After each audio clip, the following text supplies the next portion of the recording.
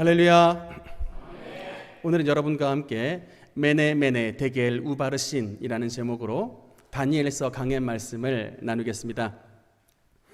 먼저 오늘의 말씀을 시작할 때 여러분 퀴즈 문제를 가지고 시작을 해보도록 하겠습니다. 오늘 퀴즈를 맞추시는 특별한 한 분에게는 고급진 커피 스타벅스 쿠폰 하나를 핸드폰으로 발송해 드리도록 하겠습니다. 딱 한 문제인데 여러분 이번에 문제는 성경 퀴즈 문제가 아니고 역사 퀴즈 문제입니다. 역사를 좋아하시는 분들은 귀를 좀 쫑긋 기울여 가지고 들어주시고 아시는 분은 재빠르게 이제 손을 들어주시면 감사하겠습니다. 네. 예. 다음 왕들의 이제 공통점이 이제 나오게 됩니다. 여러분, 우리나라 역사에 나오는 왕들의 이름이 열거가 되는데 이 열거되는 왕들이 가진 특별한 공통점이 있습니다. 그 공통점을 찾는 문제인데 첫 번째 이제 신라의 경순왕입니다. 경순왕. 신라에 그런 이름을 가진 왕이 있었나 싶죠. 경순왕 첫 번째 왕이고요. 그다음에 두 번째 왕은 누구냐면 고려의 공양왕입니다. 고려 공양왕. 공통점이 뭔가 아직도 참 가물가물한데 이번엔 조금 가까운 조선으로 와보겠습니다. 세 번째는 조선의 순종입니다. 순종. 교역자는 빠지시고 벌써 네, 이정진 집사님. 네. 예, 정답입니다. 박수. 역시 학교 선생님이라 좀 다르시네요. 근데 사실 몇 분의 성도님들이 동시에 사실 손을 좀 들었는데 조금 더 빠르셔가지고 네.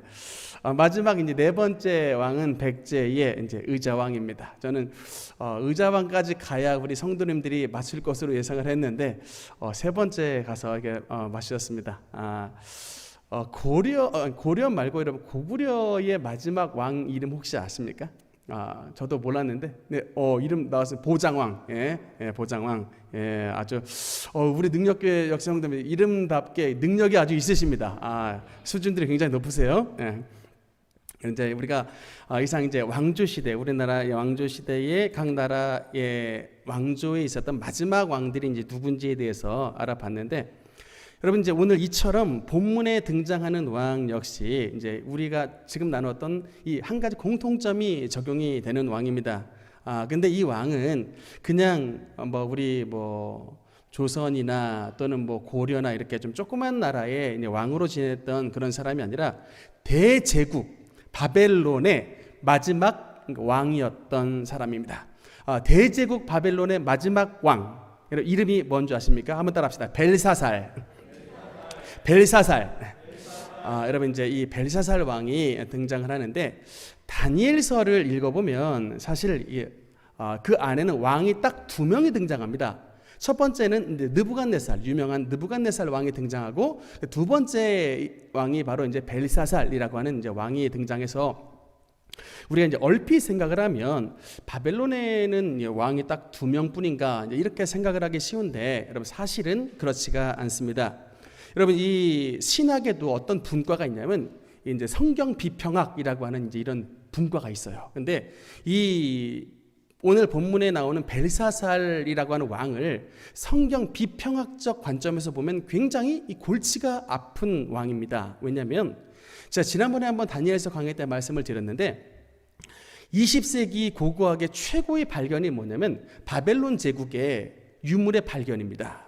그래서 이 독일의 고고학자인 로베르트 콜데바이라고 하는 이런 학자가 엄청난 유물을 발견을 했는데 여러분 이 유물이 그냥 삥 하고 나온 게 아니라 이 콜데바이가 이 유물을 발견할 때 그 낙타 카라반을 타고 무려 사막 안으로 15일간 낙타를 타고 들어갔답니다. 근데 이제 모래더미예요. 근데 그 모래더미를 팠는데 여러분 몇 미터까지 파 들어갔냐면 인부들을 동원해 가지고 지하 20m까지 파 들어가서 그 속에서 비로소 모래더미에 파 묻혔던 이 바벨론 제국의 유물을 발견을 한 거예요.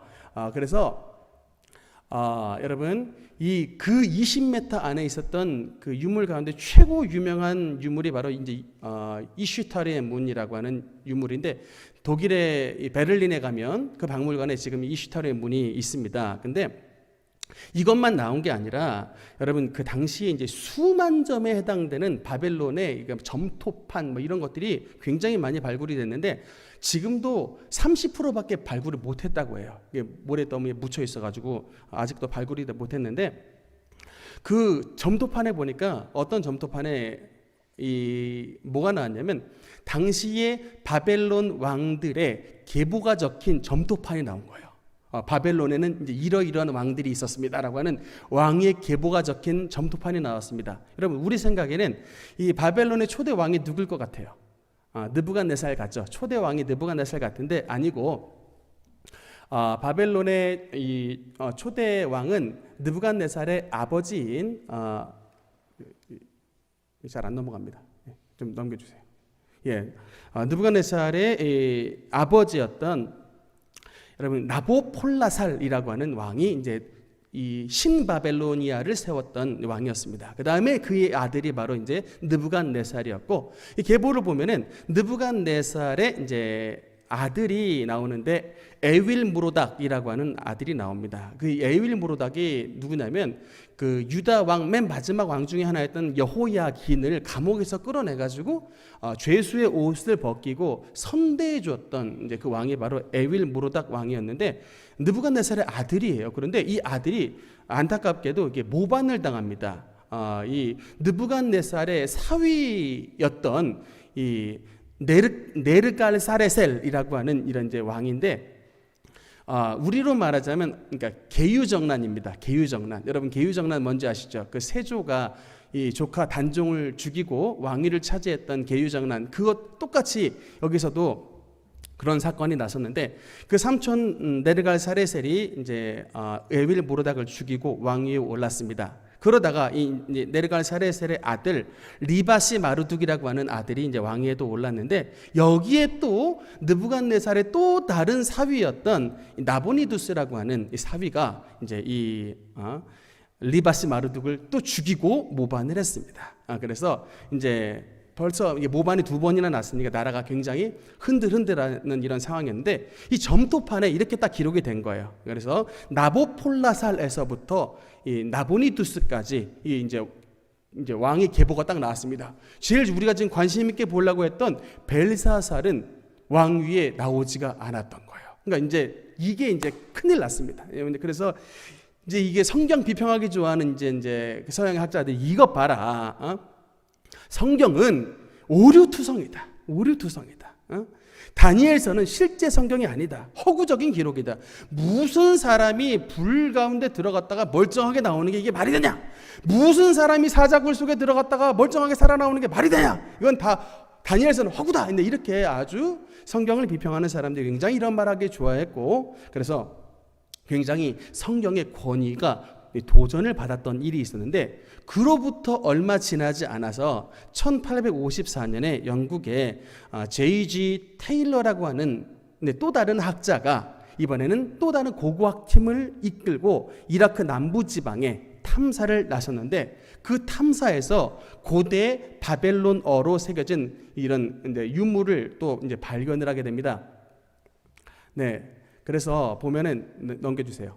이게 바로 뭐냐면 아까 마지막 왕으로 기록됐던 나보니두스의 기원문이라고 하는 이 유물인데 그 여기 기원문 속에 뭐가 써 있냐면 내 아들 벨사살이 벨의 신을 잘 섬기게 하옵소서라고 하는 이런 나보니두스의 이 기원문이 여기에 이제 발견이 돼가지고 참 이게 이제 성경이 진짜 이게 너무나도 정확한 책이구나. 이 벨사살의 이름이 실제로 이 안에 등장을 합니다.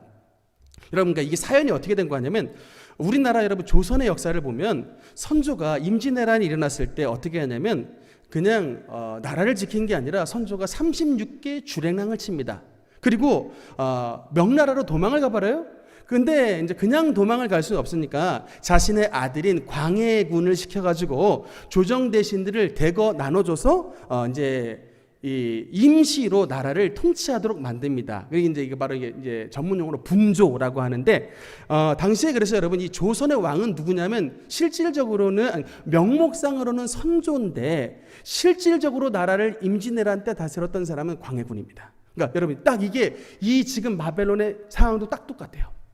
이 당시에 임금의 이제 역할을 벨사살이 수행을 했는데 그의 아버지 나보니두스는 뭐 했냐면 장차 페르시아 왕으로 등극을 했던 고레스 왕과 외부에서 전쟁을 치르고 있었습니다. 나라를 비워놨어요. 그러니까 이 바벨론 제국의 내치를 담당하도록 그의 아들 벨사살을 임명을 해가지고 이제 섭정왕으로 통치를 하고 있었던 그런 상황이었던 것입니다. 그래서 성경에 보면은 다음 장면에 보면 16절에 보면 이런 말씀이 있습니다. 이게 이 신기한 글자 메네메네 데겔 우바르신이라고 하는 글자를 해석하는 자에게 최고의 상을 줄 때 어떻게 벨사살의 말을 하냐면, 그런즉 내가 이 글을 읽고 그 해석을 내게 알려주면 내게 자주색 옷을 입히고 금사슬을 내 목에 걸어주어 너를 나라의 셋째 통치자로 삼으리라.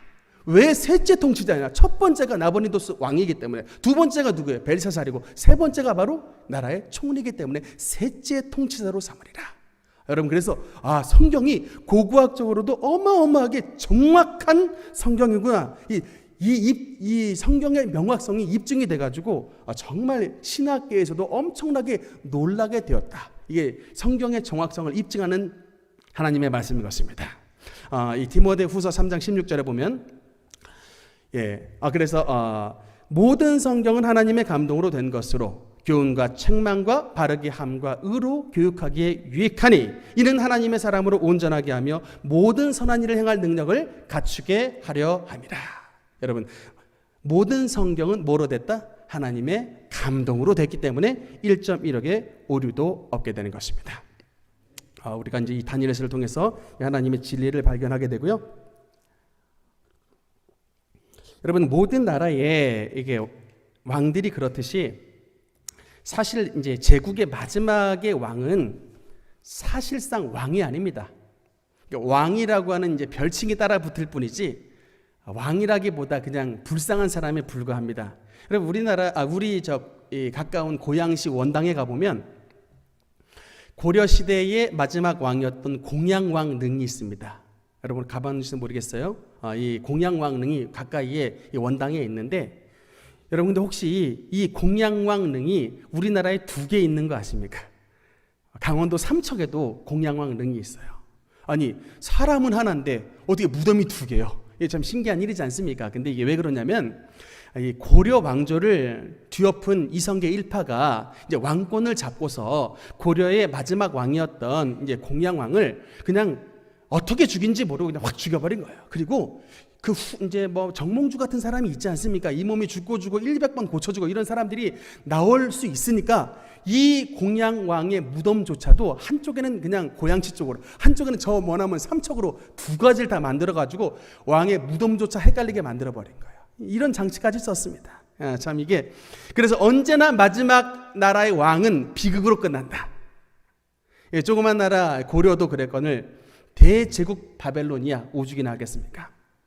30절에 보면 그날 밤 이 갈대아 왕 벨사살이 죽임을 당하였고, 이렇게 말씀이 나오는데 그 역시 암살로 인생을 마감을 했습니다. 여러분, 얼마 전에 벌써 좀 몇 년 지났는데 이북의 김정은이가 자기의 이복형 김정남을 죽인 것이 한번 매스컴에 크게 보도가 됐었습니다. 왜 죽였죠? 장차 자기의 왕위에 위협이 될 만한 인물이라는 것을 깨닫고 김정남을 죽였는데, 그냥 죽일 수는 없으니까 말레이시아에 이 여자 자객 2명을 보내가지고 이 손에 이 VX라고 하는 독가스를 탁 쥐어서 순식간에 그냥 그 가스 한번 흡입하게 하니까 바로 그 자리에서 사람이 죽어버리는 이런 이제 암살을 하는 거 우리가 한번 텔레비를 통해서 봤는데, 진짜 여러분 권력의 세계는 너무나도 비정합니다. 형제도 없고 그냥 저런 나라에서 왕권의 패배는 곧 죽음을 의미합니다. 그러니까 저와 여러분 그냥 우리 같은 사람들 그냥 이렇게 그냥 평범하게 살다가 평범하게 가는 것도 다 주님의 은혜예요. 왕 못 돼가지고 그냥 도중에 비명 행사하는 것보다 그냥 평범하게 살다 늙어가는 게 더 낫지 않겠습니까? 여러분 근데 이 벨사살 왕의 죽음을 보면요, 이게 많은 사람들이 세상에 일어나는 일들을 그냥 우연한 일로 여깁니다만, 여러분 성경적으로 보면 세상에 우연은 없습니다. 그런 일이 우연하게 보일 뿐이지 영적 세계의 눈으로 바라보면 세상에 우연한 건 없습니다. 그것이 일어나게 된 원인자가 분명히 존재하고 그 원인자에 따라 분명히 결과가 나타나게 되는 것입니다. 이제 그런 영적 세계의 눈을 보면 세계는 우연이라는 것이 없다는 것을 깨닫게 되는데, 그림 하나 보겠습니다. 여러분 오늘 우리 교회에 특별히 그림 아주 좋아하고 그림 아주 잘 그리는 세은이가 우리 교회에 왔는데, 세은 학생 혹시 이 그림 누가 그린지 알고 있는가? 모르니? 이게 아주 굉장한 유명한 천재 화가가, 네덜란드의 천재 화가인 렘블란트라고 하는 사람이 그린 그림입니다. 이 그림의 제목은 벨사살의 연회장이라고 하는 이제 그림이에요. 그래서 이게 오늘 본문 이 다니엘서 5장의 장면을 그대로 재현해 놓은 그림이 바로 이제 렘블란트의 그림입니다. 벨사살의 연회. 근데 이 그림을 자세히 밝은 부분을 보면은 그 옆에 이제 사람의 손가락이 보이고 어떤 글자가 써 있습니다. 여러분 이 화면에 글자가 좀 잘 빛나서 잘 안 보이는 것 같은데, 히브리어로 써 있습니다. 이게 히브리어 글자로 써 있는데, 이게 나와 있는 이게 이제 메네 데겔 우바르신이라고 하는 이제 이런 글자가 써 있습니다. 갑자기 왕궁 벽에 손가락이 나타나 가지고 글자를 썼는데, 이게 이제 히브리 아람어 글자가 쓰여 있으니까 당시에 이제 벨사살 왕은 갈대아 사람입니다. 그러니까 갈대아 언어를 썼기 때문에 히브리어를 알 리가 없어요. 그런데 하나님의 손가락에 나타나서 메네 데겔 우바르신 써놓으니까 이게 도대체 뭐고 이게 글자가 무슨 뜻이냐, 이것을 해석한 자는 내가 나라의 셋째 통치자로 삼으리라 라고 이제 그렇게 말을 했던 것입니다. 근데 일단 여러분 이걸 보면요, 메네라고 하는 단어는 뭐냐면 영어로 말하면 이게 numbered입니다. 계수되었다라는 뜻이에요. 그러니까 메네, 숫자가 계수됐다. 근데 메네가 한 번 더 나오죠. 메네. 이건 계수되고 또 계수되었다. 강조하는 거예요. 너는 하나님 앞에서 셈바되고 너를 또 세웠다. 한 번 센 게 아니라 너를 계속 세웠다라는 뜻이에요. 두 번째는 데겔이라는 단어인데 영어로 웨이입니다. 웨이. 그래서 이게 그러니까 저울을 달다가 웨이잖아요. 그래서 분사형으로 웨이드. 그러니까 넌 저울에 달린 바 됐다. 너 저울에 달렸다라는 의미입니다. 너의 행위의 무게를 저울에 달아봤다라는 의미예요. 마지막 세 번째 우바르신이라는 단어는 이게 두 글자의 합성어입니다. 우라는 것은 접속사 and고 바르신 이것은 이제 페레스의 복수형입니다. 그래서 이게 영어로 말하면 divided, 나눠졌다 이런 의미예요. 그래서 왜 복수형이 됐냐면 이게 둘로 나눠졌기 때문에 네가 이제 그 두 개가 됐다, 나뉘어져서 이제 복수형이 된 겁니다. 그래서 메네 데겔 우바르신이라고 하는 말은 영어로 말하면 numbered, weighed and divided. 세어보며 저울에 달아봤는데 나뉘어졌다라는 의미입니다. 여러분 그래서 이 메네 데겔 우바르신이라고 하는 말은 뭐냐면 하나님의 심판의 선언입니다. 내가 너의 행위를 지켜보고 너의 행동을 계수해보고 또 세어보며 너의 마음의 중심을 하나님의 저울에 달아보았는데 너는 하나님의 저울 앞에 함량 미달로 판단이 되어 너는 죽게 될 것이고 너의 나라는 나눌 것이다 라고 하는 하나님의 심판의 선언이 바로 메네 데겔 우바르신이라고 하는 것입니다. 여러분 이 벨사살은 성경에 나오는 그 많은 인물 가운데 은혜와 축복의 주인공이 아니라 왜 하나님의 심판과 화를 당한 이런 표본의 인물이 돼버리고 말았을까? 우리가 이것을 그냥 표면적으로 봤을 때 뭐라고 대답하기 쉽냐면 우상숭배의 죄 때문입니다. 당연히 그렇게 말을 할 수 있는데 맞습니다. 그 말도 분명히 맞고 교만죄 때문입니다 라고 말을 할 수 있습니다. 근데 그 말도 맞아요. 우상숭배의 죄도 맞고 교만죄도 맞습니다. 그런데 조금 더 이걸 좀 더 본질적으로 말하면 왜 벨사살이 이렇게 하나님 앞에 메네 데겔 우바르신이라고 하는 심판의 선언을 들었는가 했을 때 이 벨사살의 교만죄와 이 벨사살의 우상숭배는 특별히 뭐였냐면 고의적 범죄였다고 하는 겁니다. 뭐라고요? 고의적 범죄라고 하는 것입니다. 이 오늘 본문 22절에도 보면은 이런 말씀이 있습니다. 한번 같이 읽어보겠습니다. 시작. 벨사살 왕이여, 왕이 그의 아들이 되어서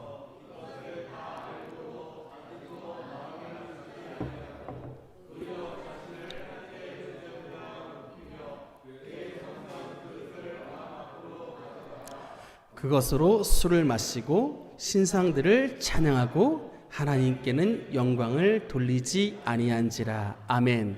제가 빨간색 칠을 그었는데 이것을 다 알고도 고의적 범죄라고 하는 것입니다. 여러분, 이 형법에도 보면 사람을 죽였을 때 이 살인죄로 이게 취급을 하는 경우가 있고, 또 반면에 이 과실치사와 상해치사 이런 것으로 죄를 정하는 경우가 있습니다. 똑같이 사람을 죽였는데 어떤 사람에게는 살인죄를 적용을 시키는 반면 어떤 사람에게는 과실치사, 상해치사의 죄를 적용시킵니다. 여러분, 이 살인죄와 과실, 상해치사에 나누는 이 결정적인 차이가 뭐냐? 바로 고의입니다. 고의. 살인의 고의가 있었느냐를 가지고 살인의 고의가 있었으면 살인죄, 그리고 살인의 고의 없이 실수로 했는데 어떻게 하다가 돌아가셨다 그러면 과실치사 내지는 상해치사가 되는 거예요. 심지어 사람을 죽이지 않았다 할지라도 그 살인의 고의를 가지고 행동을 옮긴 것만 해도 이 살인 미수죄가 적용됩니다. 굉장히 엄하게 처벌을 받습니다. 그만큼 여러분, 우리의 법도 고의라고 하는 건 굉장히 엄하게 처벌을 받습니다. 여러분, 하나님 앞에 이 고의는 굉장히 심대한 죄입니다. 그래서 특히 벨사살은 여러분 느부갓네살과 비교를 하면 참 재밌는 부분이 있습니다. 이 둘 다 벨사살 왕과 느부갓네살 왕은 공통점이 있습니다.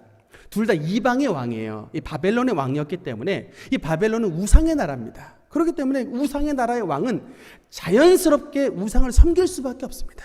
그리고 백성들을 우상 숭배를 독려할 수밖에 없는 그런 입장이 있습니다. 그래서 느부갓네살이나 벨사살이나 다 철저한 우상 숭배자였습니다. 특히 우리가 이 느부갓네살은 지난 시간에 봤던 것처럼 자신의 금신상까지 만들어놨습니다. 그래서 이 금신상에다 절을 하는 자만이 살 것이고 절하지 않으면 풀무불에 다 죽을 것이다. 우상 숭배를 이렇게 아주 강제까지 시켰던 이런 악법을 만든 자였는데, 그래서 특히 여러분 느부갓네살은 이렇게 나쁜 짓을 많이 해가지고 결국에는 어떤 질병이 걸렸는지 아십니까? 어떤 사람이 그림을 하나 그려놨는데 이게 이제 느부갓네살의 이 질병이라고 하는 이제 그림을 그려놨습니다. 여러분 다니엘서 바로 앞에 4장에 보면 그 위험이 있었던 느부갓네살의 질병에 걸리는데 우리 한글로 말하면 난광병이라고 하는 질병입니다. 이게 뭐냐면 정신질환인데 이 정신병이 찾아왔을 때 사람이 사람 행세를 하지 않냐고 사람이 소 흉내를 내는 거예요. 사람이 소처럼 흉내내고 흉내만 나는 게 아니라 진짜 소처럼 풀을 먹습니다. 그러니까 이게 정신질환이 찾아온 거예요. 여러분, 이 난광병 질병을 느부갓네살이 몇 년간 당했느냐? 7대라고 기록이 된 걸 보니까 아마도 7년의 세월을 겪었다.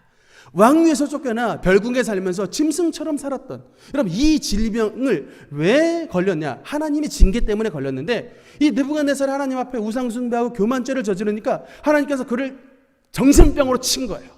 7년 동안 정신질환에 걸렸습니다. 근데 느부갓네살이 이렇게 인생이 마감되진 않아요. 이렇게 난광병 7년에 걸렸다가 결국에는 하나님 앞에 회개합니다. 하나님, 내가 천하 만국의 왕으로서 내가 제일 높은 줄 알았더니 나보다 더 높으신 하나님이 계시군요. 다니엘서 4장은 느부갓네살 왕의 회심장입니다. 그 천하의 만국의 왕이었던 느부갓네살이 하나님을 가장 세계의 위대한 신으로 찬양하는 장면이 다니엘서 4장에 나와요. 여러분, 이 장면을 누가 아느냐? 그의 아들, 사실은 이제 손자인데 그의 손자였던 벨사살이 이것을 그대로 지켜봤습니다. 자신의 할아버지 느부갓네살이 세계 최고의 권위자였다가 어느 날 갑자기 질병에 걸렸는데 7년간 질병에 걸려서 그 이유를 알지 못하다가 나중에 돌아왔는데 그 돌아온 이유가 자기가 하나님 앞에 교만죄와 우상숭배죄를 회개했더니 하나님께서 나의 정신병을 고쳐주셨다. 이게 다니엘서 4장에 나오는 느부갓네살의 조서입니다. 이 내용을 알고도 벨사살은 그럼에도 불구하고 하나님의 성전의 기물을 성전에서 빼나오다가 자신의 우상을 찬양하는 술잔으로 사용해버리는 이런 고범죄를 지었기 때문에 하나님께서 그의 죄를 더욱더 크게 치셨던 것입니다. 여러분, 진짜 특히 우리 목사들이 되게 조심을 해야 되는 게 성경의 원리가 그래요. 오죽이나 하면 야고보서에 보면 선생 되지 말라라고 말합니다. 이게 우리식으로 말하면 목사 함부로 되지 말라라고 말합니다. 왜냐하면 선생된 너희가 더 큰 하나님 앞에 심판을 받을 줄 알라라고 말합니다. 여러분, 왜 선생된 우리가 하나님 앞에 더 큰 심판을 받느냐? 너희는 하나님의 법을 알기 때문입니다. 너희는 하나님의 법을 아는데 알매도 불구하고 하나님의 법을 지키지 않는구나. 그러니까 모르고 짓는 일반 성도들보다 더 엄격하게 하나님 앞에 벌을 받게 되는 겁니다. 이게 성경의 원리예요.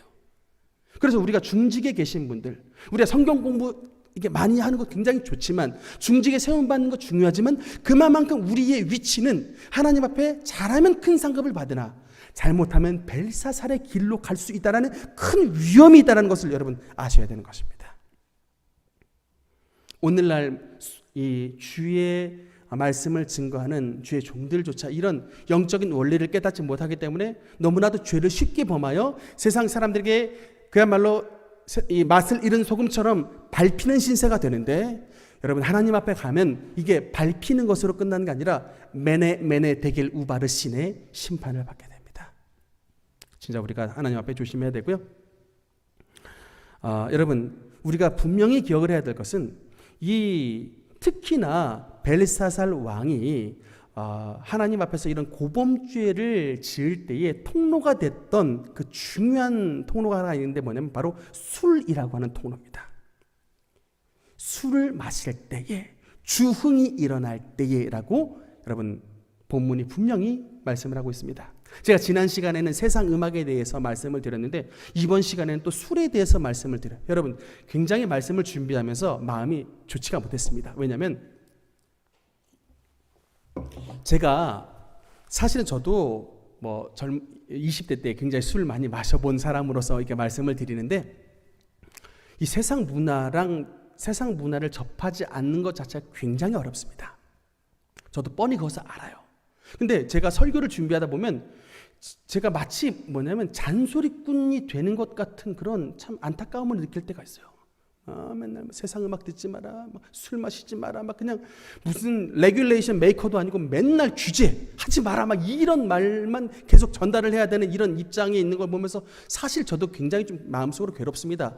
옛날에 우리 정 목사님은 교회의 그 청년부 전도사님이 그래서 그냥 쿨했대요. 우리 청년들 한번 모여가지고 시원하게 맥주 파티 한번 하자. 이제 이렇게 했었답니다. 저도 그 전도사님의 좀 쿨함을 좀 이게 본받으면 어떨까 가끔 이렇게 생각도 해요. 그냥 밤 물적하면 우리 한번 모임 저기 한번 클럽에서 한번 춤추면서 우리 한번 스트레스 한번 풀어보자라고 이제 이렇게 좀 권하기도 하고 이러고 싶은 마음도 사실 있어요. 이게 진짜 옳은 길이라고 한다면.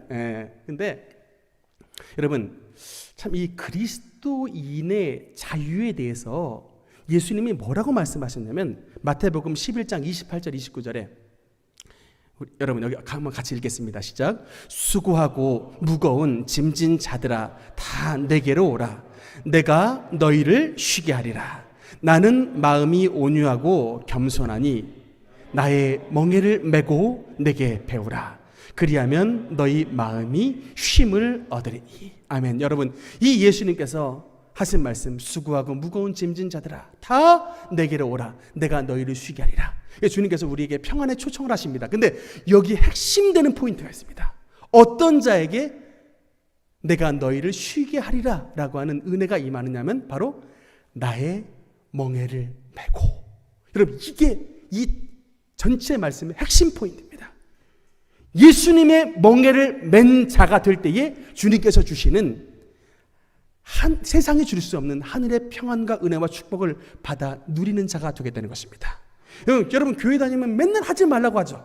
뭐 술 마시지 마라, 세상 음악 듣지 마라, 세상 사람들과 어울리지 마라. 맨날 교회만 갔다 가면 맨날 목사님 잔소리해. 그래서 나 너무 그 소리 듣기 싫어. 괜히 그냥 교회만 갔다 하면 괜히 막 죄의식만 가득한 것 같아. 그래서 오늘날에 여러분, 대한민국의 청년들이 사실 이래가지고 현재 교회를 안 나오고 떠나고 있습니다. 왜냐하면 교회 갔다 그러면 맨날 죄인 되니까, 그 소리 듣기 싫어서.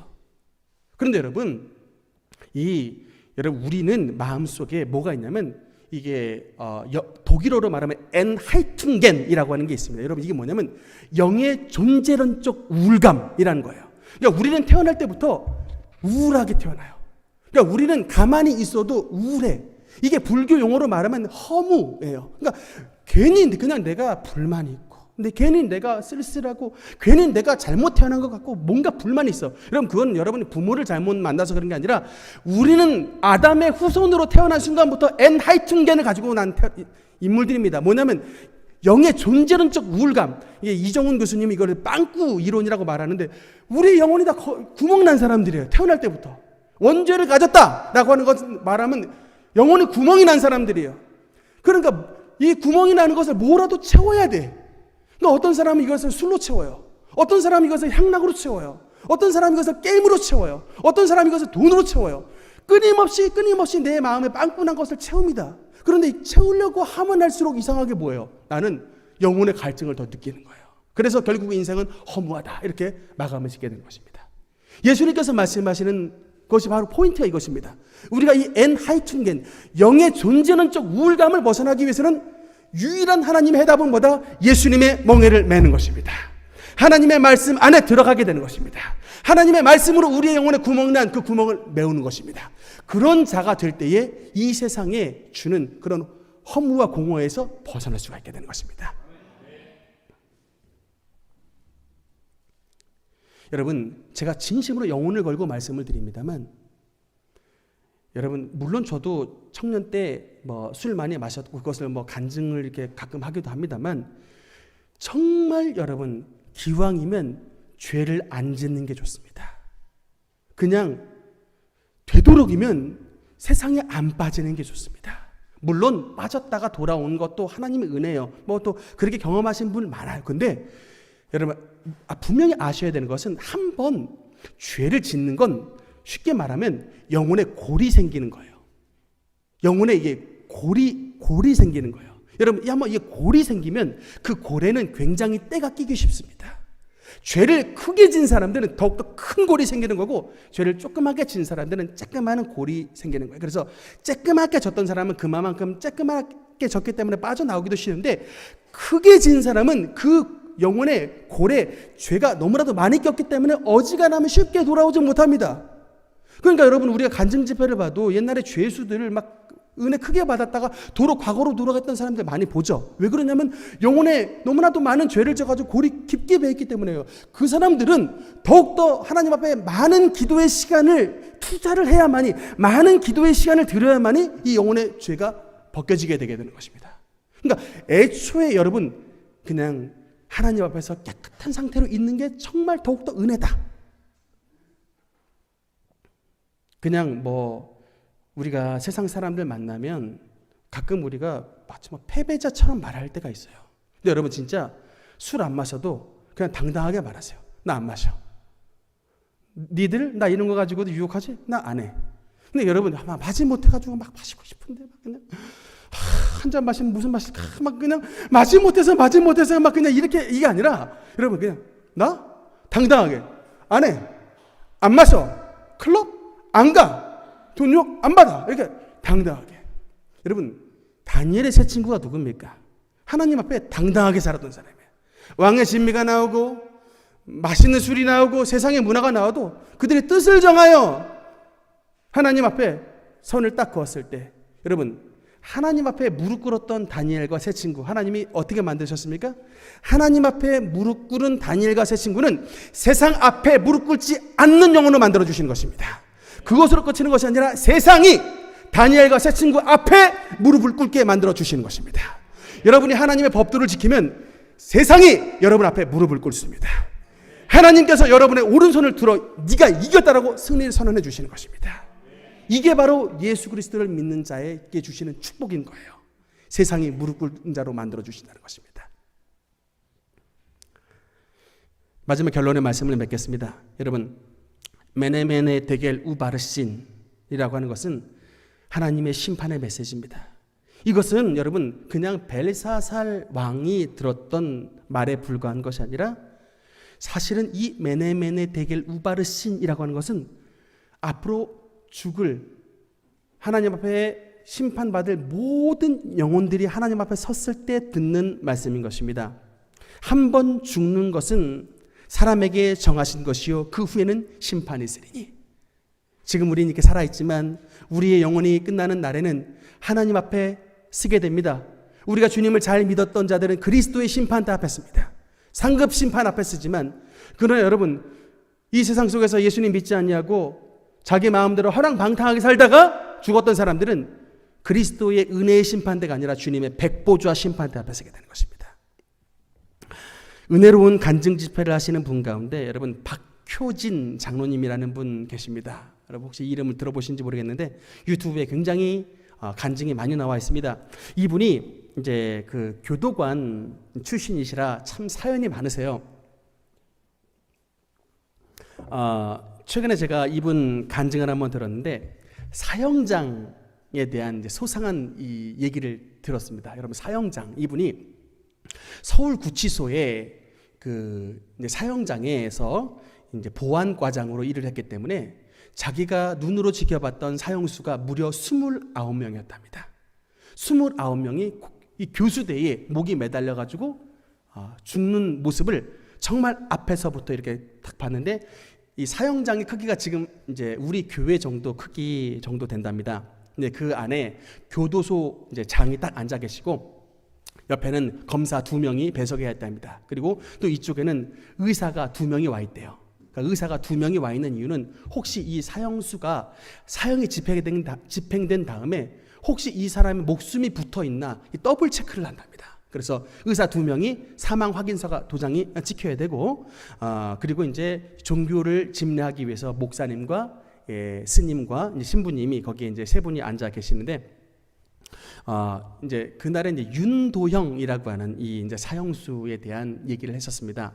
이 윤도형이라고 하는 사형수는 이제 연쇄살인범인데 굉장히 사람을 많이 죽였던 참 그런 사람인데, 감옥에 들어와서 그래도 이 박효진 장로님을 만나가지고 복음을 듣게 됐답니다. 근데 이 사형수한테 맨날 얘기를 했던 게 뭐냐면, 야 도영아, 네 죽을 준비하라. 여러분, 근데 이 사형수가 네 죽을 준비하라는 말을 제일 싫어한답니다. 남을 죽였는데도 이게 지는 죽기 싫은가 봐요. 네 죽을 준비하라 그러면 그렇게 히스테리를 부리고 기분 나빠하는데, 네 언제 죽을지 모른다. 죽을 준비하라.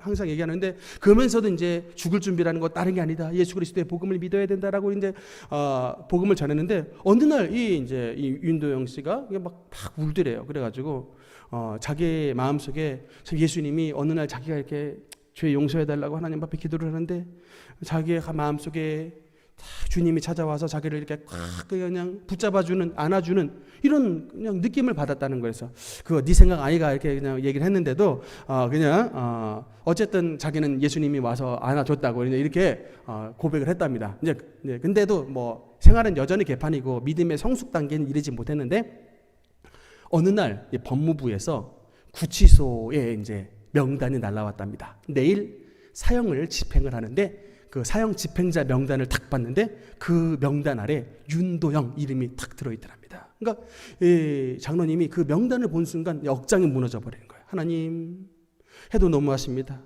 이제 겨우 예수 믿고 이제 겨우 믿음의 눈을 조금 떴는데 지금 이렇게 데리고 가시면 어떡합니까? 얘가 어떻게 구원을 받겠습니까? 라고 이제 진짜 울면서 기도를 하셨는데, 근데 그 여러분 사형수들이 이제 이 자기 방에서 나와가지고 사형장까지 가는 길이 있는데 그 사형장까지 가는 길에 사형수들이 끌려갈 때 걸음걸이가 어떠냐면 다들 애기 걸음을 걷는데요.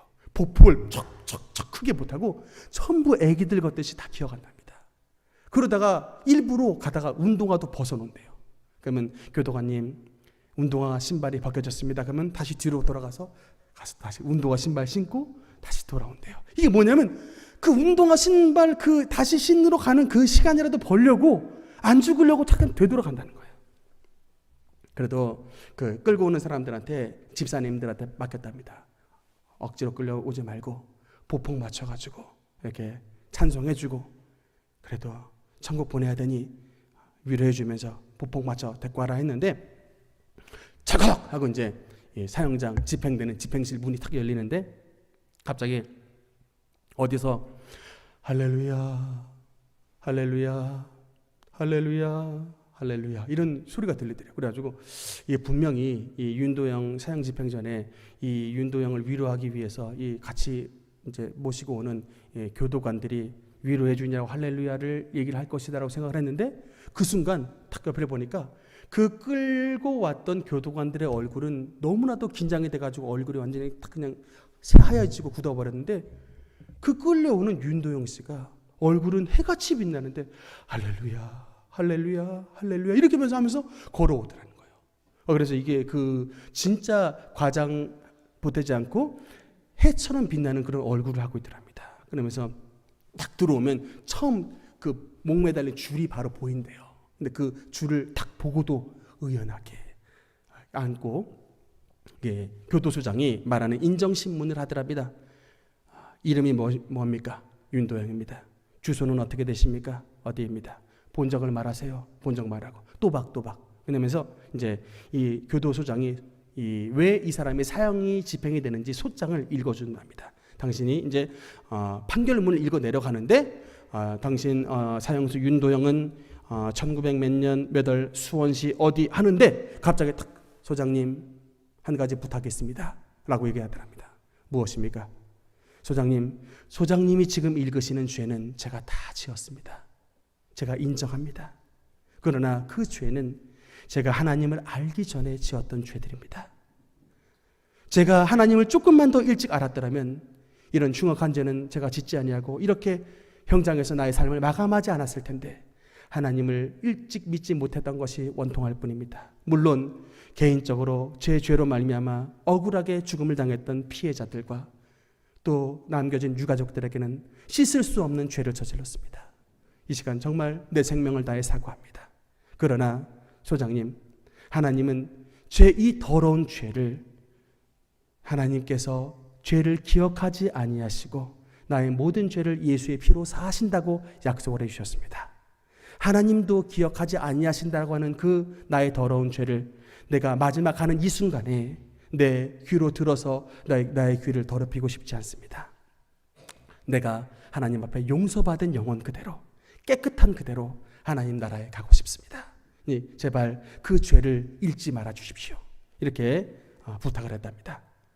그 말에 들었던 교도소 소장님이 그냥 흐느껴 울어버리셨대요. 원래 이분은 예수님을 믿는 분도 아니셨는데 이 윤도영의 이 진실한 얘기를 듣고 그 자리에서 흐느껴 울었는데 이제 바로 사형이 집행이 돼서 목에 줄을 매고 얼굴에 두건을 씌우고 이제 사형장 집행의 버튼을 누르는데 버튼이 3개가 있답니다.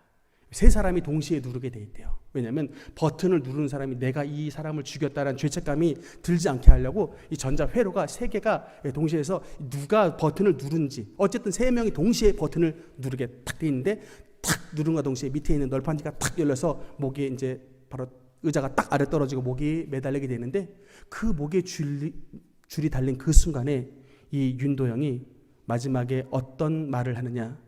하늘 가는 밝은 길이 내 앞에 있으니 이는 찬양을 부르는 가운데 덜컥 의자가 떨어져서 그렇게 집행이 되게 됐다. 여러분 근데 이것이 바로 이제 29명 가운데 예수님을 믿었던 13명이 걸어갔던 마지막 예수님을 믿고 죽었던 예수님을 영접하고 죽었던 사형수 13명들이 걸어갔던 길이랍니다. 그런데 같은 날 동일하게 한 명의 사형수가 더 집행이 되는데 이제 그 사람은 나이가 많은 사람이었답니다. 근데 굉장히 이 나이가 많은데 공직자였대요. 원래 공무원이었다가 공무원 퇴직을 하고 돈이 모자랐는지 막장에 이제 몰리니까 생명보험을 들었는데 자기 좀 먼 친척의 생명보험을 들어가지고 사람을 죽이고 그 보험금을 타다가 결국엔 걸려가지고 이제 사형수가 됐는데 이 사람이 이제 그 교도소에 들어오고서부터 어떤 이제 종교를 믿었냐면 힌두교에 이제 몰입을 했답니다. 우리나라 사람이 힌두교를 믿는 경우가 굉장히 드문데 힌두교도 믿고 또 불을 섬기는 종교가 있어요. 여러분 그 조로아스터의 배화교라고 배화교도 믿고 또 막 불교 경전도 믿고 막 이방 종교 온갖 하여튼 기독교 말고 이방 종교라는 종교 경전을 다 읽고 근데 이 사람이 굉장히 박학다식하고 참선도 하는데 이 교도소 안에서 90일 동안 이제 수행을 하는 거예요. 누워서 자지 않는 벽면대좌 수행을 하고 또 뭐 용맹정진 뭐 이런 수행을 해가지고 하여튼 90일간 누워서 안 자는 이런 수행도 하는데 굉장히 인격이 고상하더라고요. 그래서 교도관들 사이에서도 어떤 소문이 났냐면 저 별명이 도사래요. 저 도사는 다른 어지간한 기독교인들보다 훨씬 낫다. 그래서 저 사람도 구원 받을 수 있는 거 아니야? 심지어 이 도사라고 하는 이 죄수가 자기 이 영치금이 나오면 자기가 가지지 않고 그 감옥소에 있는 병든 죄수들을 위해서 다 돈을 나눠주는 거예요. 그러니까 얼마나 여러분 이게 얼마나 감격스럽습니까? 사람들이 이제 굉장히 존경하는 분이었는데 그리고 단 한 번도 얼굴을 붉히거나 죄수들과 싸우거나 이렇게 욕도 하지 않는 참 그래서 최고의 인격자로 알려진 사람이었는데 이제 그날 아까 윤도영과 동일하게 이 사람도 이제 사형 명단에 올라가야 가지고 윤도영 다음으로 이 사람이 이제 사형이 집행이 된 거예요. 그래서 자기 생각에는 그래도 이 사람이 인격자니까 윤도영처럼 고상하게 죽을 것이다 라고 이제 그렇게 예상을 했는데 이 문이 덜컥 이제 사형장 문이 열리는 순간에 모습을 탁 봤는데 그러니까 너무 사람이 이제 죽게 되니까 충격을 받아가지고 다리에 힘이 빠져가지고 다리에 힘이 풀렸다. 한 계단을 못 올라가서 그냥 양쪽에 힘센 교도관들이 끌고 올라오는 상황이었는데 끌고 몇 계단 올라오다가 탁 마주쳤던 게 뭐냐면 바로 자기를 목매달아 죽을 이게 밧줄이 탁 눈에 띄었던 거예요. 그 밧줄을 본 순간 하더니 그 다음부터는 이제 눈이 풀려버리고 그 자리에서 진짜 사실이랍니다. 그 자리에서 그냥 물이 쭉 하고 나오는데 그냥 오줌을 싸버린 거예요. 그 자리가 흥건하게 젖어서 죄수복 다시 갈아입히고 막 그런 이제 이 도사의 모습에 가장 충격을 받았던 건 이 교도소의 이제 교도관들이었답니다. 그렇게 인격적으로 고상했던 사람인데 근데 이제 소장이 질문을 했대요. 이름을 말하세요. 그러니까 떠듬떠듬하면서 이름을 말하더랍니다. 생년월일 주소 말하니까 막 천천히 이게 말을 하는데 본적을 말하시오 하니까 이제 고개를 푹 숙이면서 말 안 하더래요. 본적을 말하시오. 이보시오수 본적을 말하시오. 그런데도 이제 고개 숙이면서 아무 말도 안 하고 막 이제 미동도 안 하면서 혼잣말을 중얼중얼 하더랍니다. 그래서 이게 꼭 귀신 들린 사람이 혼잣말 중얼중얼 하듯이 막 혼자 말하더니 갑자기 순간 이를 끄덕 걸더니 고개 탁 들으면서 하는 말이 뭐냐? 그래, 니들 날 죽여놓고 너희들 얼마나 잘 사는가 두고 보자. 이 도사가 이제 욕을 하는데 이 교도소 교도장들도 다 죄수들을 다루다 보니까 욕을 굉장히 많이 하는 직종인데 이분 표현에 의하면 욕이 그렇게 능력이 있더래요. 그렇게 센 욕들이 막 그냥 어마어마한 막 그냥 막 저주와 욕설이 막 퍼부어지는데 근데 이제 마치 그 끈떨어진 연처럼 도무지 이제 욕을 다룰 수도 없고 막 교도관들이 조용하서 막 흔들어도 이제 막 제어가 안 되는 거예요. 막 고함치고 막 소리 질렀는데도 제어가 안 돼서 결국에는 어떻게 됐냐면 소장 직권으로 명령합니다. 이후 순차적인 집행이 불가능하니 바로 이후 절차 생략하고 집행하세요. 이제 인정신문 끝나지 않고 바로 그냥 집행해 버렸습니다. 그래서 이 사람이 어떻게 되냐면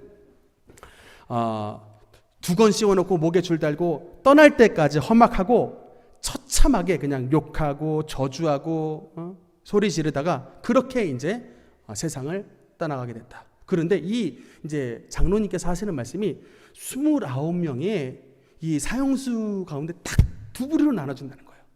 예수님 믿고 죽은 사람들은 진짜 아까 그 13명, 그들은 윤도영처럼 갈 때 다들 무섭고 두려움에도 불구하고 하나님 앞에 찬송하다가 죄 회개하고 찬송하다가 그렇게 가는데 16명의 예수님을 영접하지 않고 간 사람들은 한결같이 이 도사처럼 욕하고 저주하고 오줌 싸고 똥 싸고 소리 지르고 끌려가면서